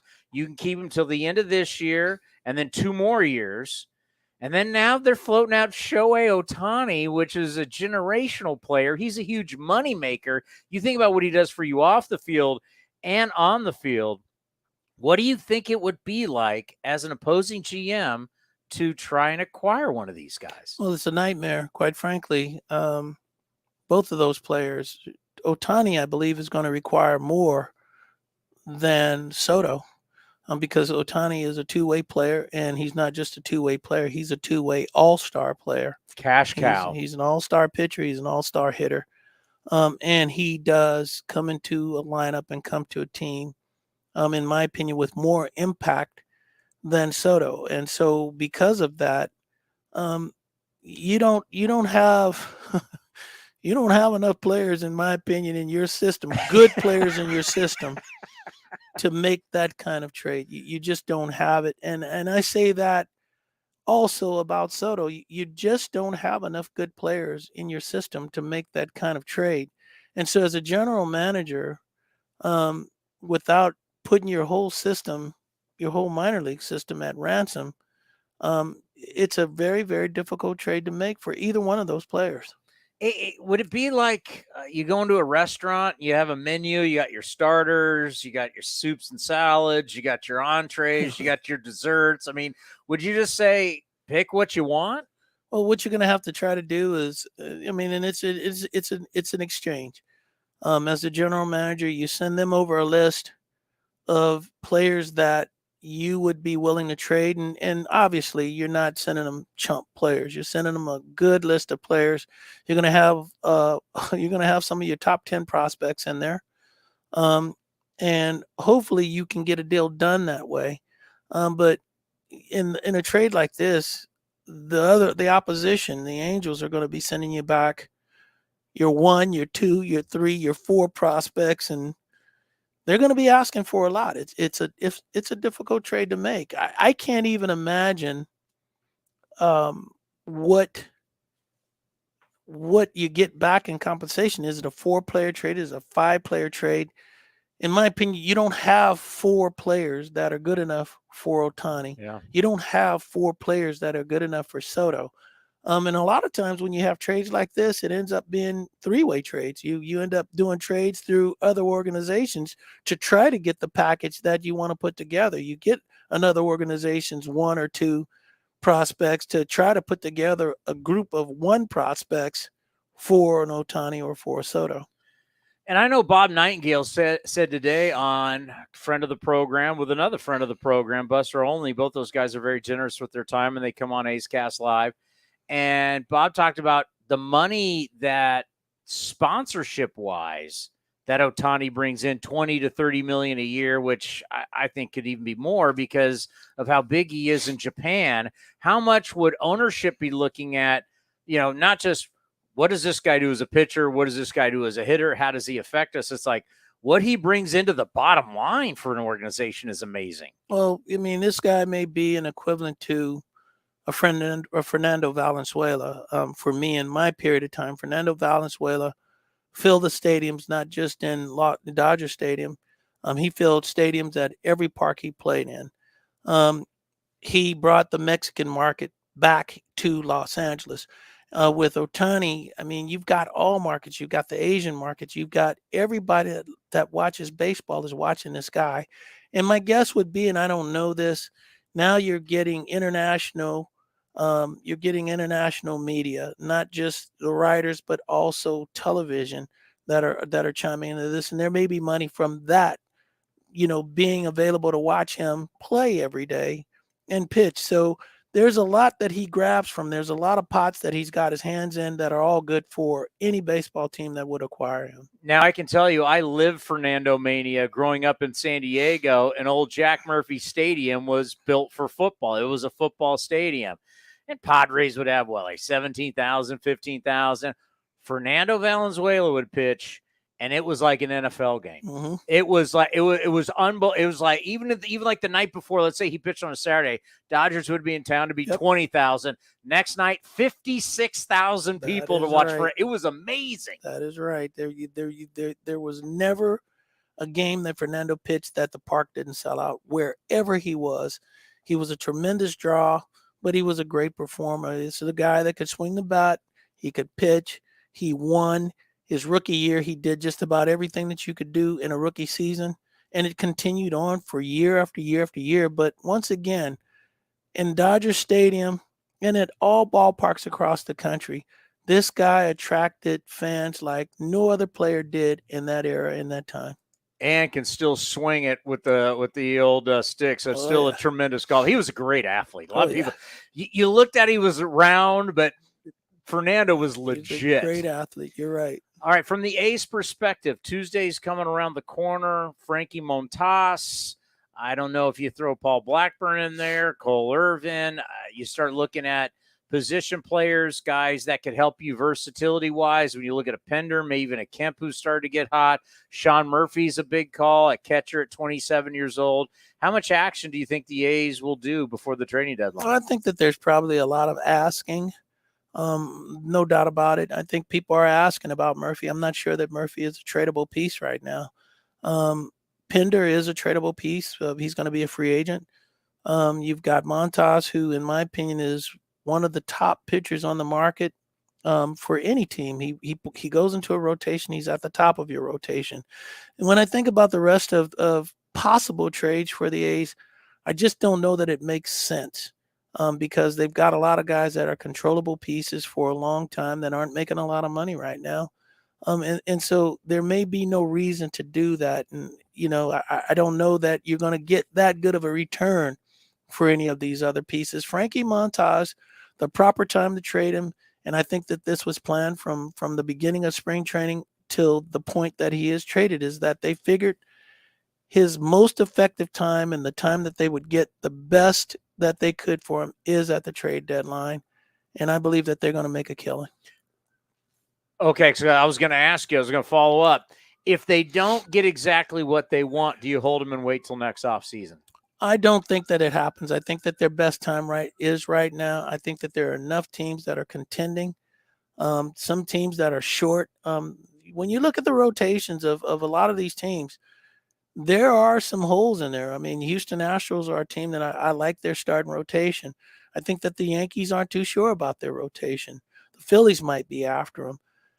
You never know where this could end up. But teams that are a question mark in their rotation, their fourth and fifth guys, because Frankie fills in now at the top of the rotation that pushes everybody back. He may not be the one, but he might be the two, or he could be the three. And if he's the two, the three goes to four. So he's one of those guys that makes your rotation better. He gives you a little bit more length. I think that the time for the A's to move him is now. Yeah, and then you can take one of your better starters for the playoffs and put that guy in the bullpen. And we saw how the Nationals used starters in the bullpen, and that was huge for them in their World Series run. Talking about what you have going, I know as big as A's pre- and post-game live is for you, you got some big things going in Nashville. If you haven't been following it, New York Times did a big thing on you. There's been a lot of national pub. But if you're an A's fan going, what's Dave Stewart been doing these days? We've talked a little bit, we're not doing TV together. We've talked about it. I think it's absolutely fascinating. What you're doing is going to be great for baseball, great for Nashville, great for your career. Yep. And you have to be so excited because once Oakland and Tampa get situated, here comes Dave Stewart and Nashville. Nashville, we think that we're positioned really, really well in Nashville for expansion. I mean, as you mentioned, the A's have to solve their issues and problems here in Oakland or Las Vegas, wherever that's going to be. Tampa, I think, is being put in a position where they have to solve their problem in Tampa. We've got two expansion territories, which are Nashville. I should say two of the top expansion locations are Nashville and Las Vegas. I have been a part of a group in Nashville for the last 4 years. And now that more expansion talk is being spoken in the words of baseball, in the words of the commissioner, we have become a little bit more of I think, a front runner in this, in getting a team in Nashville. And then the other piece of that is that, baseball has said, and it's been spoken.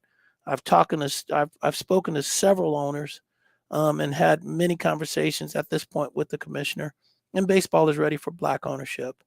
I'm not talking about 5% ownership, similar to what Jeter had, or 20% with Magic Johnson. And I'm not sure what LeBron James has with Boston, but I'm talking about 51% ownership. And I believe that I can pull this together. I have every reason to believe that I can get it done and will get it done. And, we've adopted the name of the Nashville Stars in Nashville. And people say, well, what is that? Well, Nashville had an old Negro League team that played there, and Negro League teams played in Nashville in the 40s and the 50s. And so this, once again, will be a first for Major League Baseball, take an old Negro League team and apply that to a Major League Baseball team and have that as the name of your baseball organization. So the Nashville Stars is the name that we picked.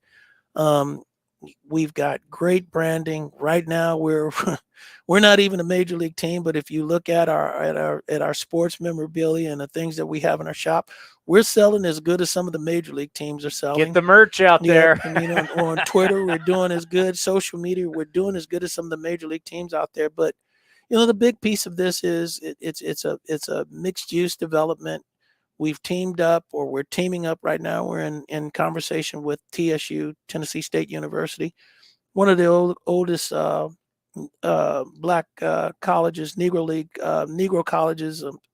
I'm sorry, mixing up my words, but TSU. And so we've teamed up with them. We have 106 acres of land. We're on the Cumberland River, which gives us a riverfront stadium. We're 3.5 miles from where everything is going on. SBCUs, I'm sorry, that's what I was thinking about. And TSU is one of the oldest, over 100 years. And so we've teamed up with them, and we plan to build the development. We're going to do what all of the other baseball stadiums are doing. Baseball will be surrounded by entertainment. Economy will be good in this area. Will be hotels, retail, housing, the whole bowl of wax. And we have a great plan for it. And right now, every conversation that we've had has been positive in the commissioner's office. And all we need to do now is solve your problems, and Tampa solve yours, and let's move to the next step. Yeah, and if you're ever in Kansas City, I always highly recommend it. The Negro League Museum in Kansas City is second to none. It's a phenomenal museum, and you can learn a lot about the Negro Leagues. Yep, and we are partnered with them, by the way, with the Negro League Baseball Museum in Kansas City. Bob Kendrick. Have them on this program multiple times. We are partnered with them, and we plan to do a museum as well as part of our stadium. And the other piece that I didn't tell you about, you and I have talked about, but what's interesting about this facility as well, because we are in Music City, yes, which is Nashville, we do plan to have an entertainment portion to our stadium as well. So it's not just Major League Baseball, which is going to be a 42,000 seat stadium, and you know why that is. We are celebrating Jackie Robinson. But we also have a 25,000 seat venue for entertainment. And so our plan with that is to hopefully do 200 shows a year, do some residencies, similar to what you do in Las Vegas, but do it in Nashville with some of the local artists. And people say, well, you see those artists all the time. But believe it or not, you don't. They're traveling and they're doing their shows on the road. But similar to what Vegas does, if you can pull in a Garth Brooks, for example, or, we already have Darius Rucker as part of our group. We've got Justin Timberlake as part of our group. Kane Brown is part of our group. Luke Combs, who is one of the biggest country and Western singers right now, is part of our group.